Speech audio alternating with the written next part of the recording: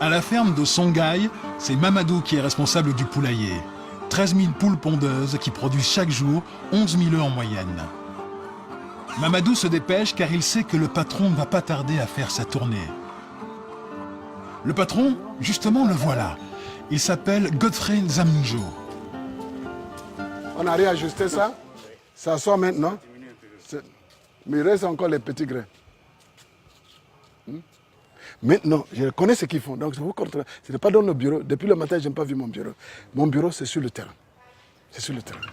Des œufs, du poisson, de l'ananas, mais aussi des engrais naturels et du biogaz en quantité industrielle. Et tout ça produit dans un seul et même endroit. C'est le rêve devenu réalité de Godfrey Zamunjo. Cet Américain d'origine nigériane travaille dans un laboratoire en Californie quand en 1985, bouleversé par la situation du continent africain, il décide de tout plaquer pour revenir sur le continent. J'étais dans mon laboratoire, plus grand laboratoire. J'ai regardé au niveau de 80 ce qui se passait en Afrique. J'ai dit, ce n'est pas. Donc je suis revenu. Vraiment, mon papa m'a dit, de revenir dans le continent d'origine. J'étais amer, j'étais frustré. Je voyais que l'Afrique est extrêmement riche, avec les capitaux et tout ça. Le continent le plus riche du monde, mais le plus pauvre du monde. Ce n'est pas acceptable. C'est ça qui m'a rendu fou. Son projet, appliquer sur le terrain ce qu'il a expérimenté dans son laboratoire.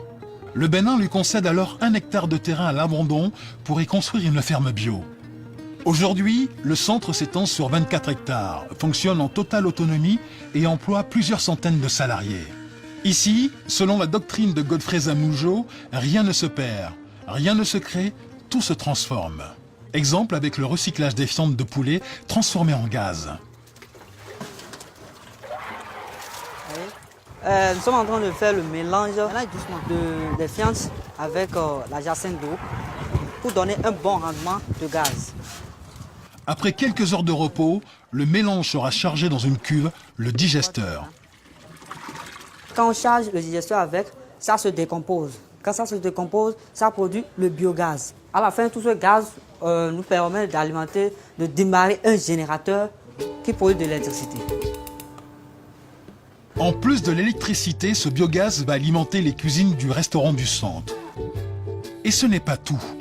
Les déchets de la décomposition des fientes de poulet vont encore servir d'engrais naturel pour les cultures. Et Godfrey Zamunjo a poussé la doctrine de récupération encore plus loin. Pour être totalement indépendant, il recycle tout le métal de sa ferme pour produire des pièces de rechange pour ses machines. C'était des fonderies. On a déjà fondu ça. Donc on va les travailler maintenant pour créer des poulies. À partir de ça, on fabrique les machines pour nous. Donc on n'a plus besoin d'importer. Donc comme ça crée l'emploi, ça fait développer la capacité d'innovation. Ça déclenche l'envie d'innover. Et les jeunes deviennent intéressés. Grâce à cette ferme modèle, Godfrey est convaincu de posséder une solution au problème du développement. Ce système intégré attaque en même temps tous les défis du développement. Cette idée va nous aider à changer notre manière d'organiser la société, d'organiser les industries. Toutes les chaînes sont réétablies, à partir de micro-organismes jusqu'à l'homme, on travaille en synergie. Et c'est ça qui va nous amener à la durabilité. Selon son modèle, en quelques années, il a mis en place un réseau panafricain de fermes Songhai. 5 fermes existent à présent au Bénin, mais aussi une dizaine au Nigeria. Le Libéria et la Sierra Leone ont suivi.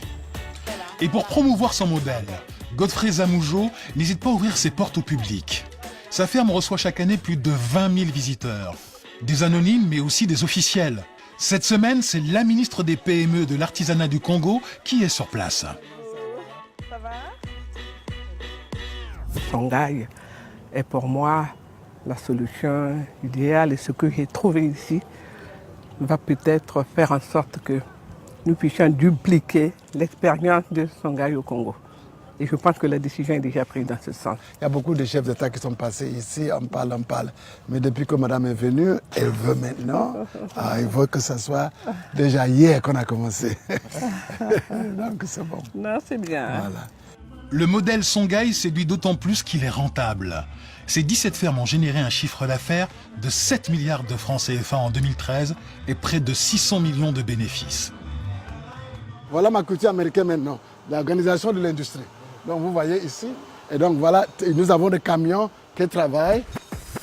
Pour pousser plus loin sa logique, Godfrey Zamoujo a décidé d'industrialiser sa ferme. Comme il produit déjà des fruits, il s'est lancé dans la fabrication de jus. Pour cela, il s'est offert une ligne d'embouteillage d'une capacité de 6000 bouteilles par heure. Mais méthode Songhai oblige, le site fabrique lui-même les bouteilles et les bouchons sur place à partir des déchets plastiques de la ferme.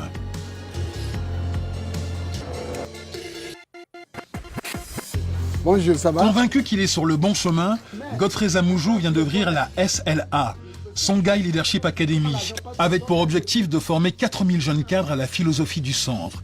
Il s'agit d'assurer la pérennité et le développement du groupe. Donc vous êtes à Songhai parce que vous êtes conscient de challenge, de défis de l'Afrique. Donc ce cours, c'est pour le préparer, pour être de véritables leaders socio-économiques, les entrepreneurs. Pour montrer que l'entrepreneur, c'est ça qui va sauver l'Afrique. Le rêve de Godfrey Zamoujo serait de créer dans toute l'Afrique des villes rurales vertes, à l'image de ce qu'il a fait dans sa ferme de Porto Novo. Pas impossible, puisqu'en 2008, Songhai a été promu centre d'excellence pour l'agriculture par les Nations Unies. Il projette de s'implanter dans une dizaine d'autres pays sur le continent.